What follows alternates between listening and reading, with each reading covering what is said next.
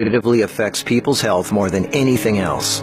Alcohol, cigarettes, the donut, hamburger. Sure, they're all pretty bad for you, but most people know that and at least try to limit their intake somewhat to these items, even a little bit. But it's the things we don't think about that can really cause damage. Things we use every day so regularly we don't even think about how its constant use could actually be killing us. The real culprit is the chair.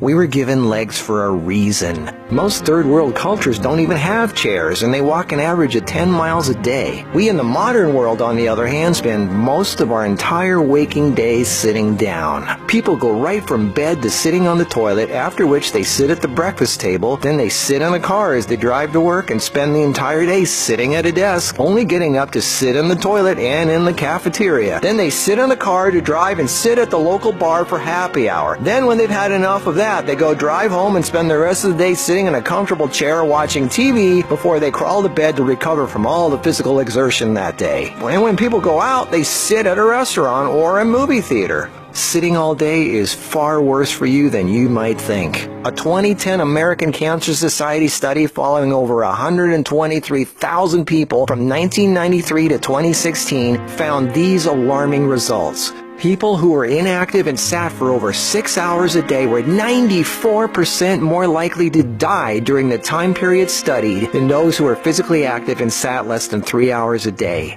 That's almost 100%. And get this, findings were independent of physical activity levels. The negative effects of sitting were just as strong in people who exercised regularly. 60%, that's over half of employees surveyed, were convinced they would be more productive if they had the option to work on their feet. Medical experts have started referring to long periods of physical inactivity and its negative consequences as sitting disease. Below this video are links to an endless list of medical studies showing physical inactivity and low fitness are serious threats to cardiovascular health. Even with a low body fat index, sitting has been linked to non-alcoholic fatty liver disease.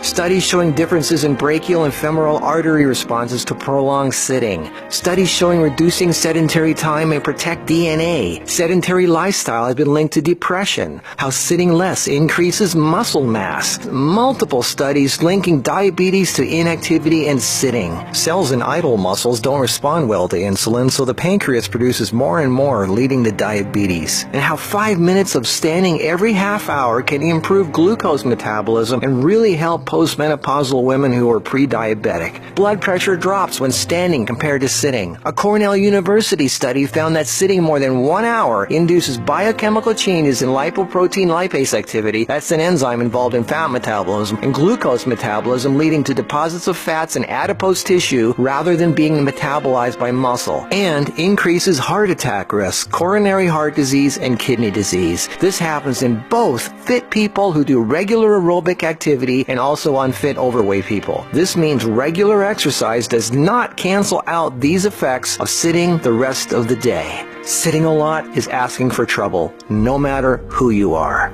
Another study at the University of South Carolina found that men who reported more than 23 hours a week of sedentary activity had a 64% greater risk of dying from heart disease than those who reported less than 11 hours a week. And many of these men routinely exercised. Cholesterol, blood sugar, triglycerides, diabetes, heart disease, and a number of health problems all became apparent. Studies have linked sitting to a greater risk for colon, breast, and endometrial cancers. Sitting for long periods of time can cause blood clots to form, which can travel to the brain, causing a stroke. Speaking of blood clots, lungs are twice as likely to develop pulmonary embolisms. Lack of physical activity leads to hypertension, high blood pressure, sleep apnea, snoring, compression of spinal discs, herniated lumbar discs. The Washington Post reported sitting a lot also causes leg disorders, varicose veins, swollen ankles, deep vein thrombosis, muscle degeneration, hip pain, and worst of all, a limp, sagging rear end because the glute muscles not only don't get used, circulation is cut off from the weight of the whole body pushing down on it. Medical News Today announced that our chairs are slowly but surely killing us.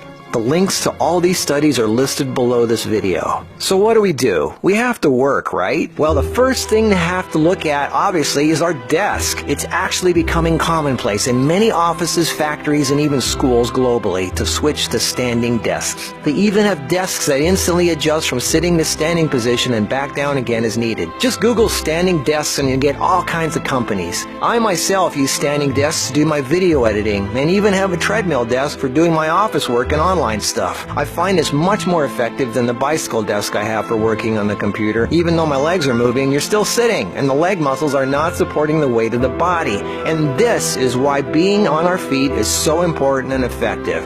The act of standing requires all kinds of muscles to keep us from falling over. Muscles all over our body are constantly adjusting, tightening, and loosening to keep us balanced, from our feet to our legs to our torso, arms, and neck. That's thousands of muscles, big ones, little ones, constantly working to keep us from falling over. And all this work requires energy, which of course comes from our food, and fat, which doesn't get used if we sit around all day.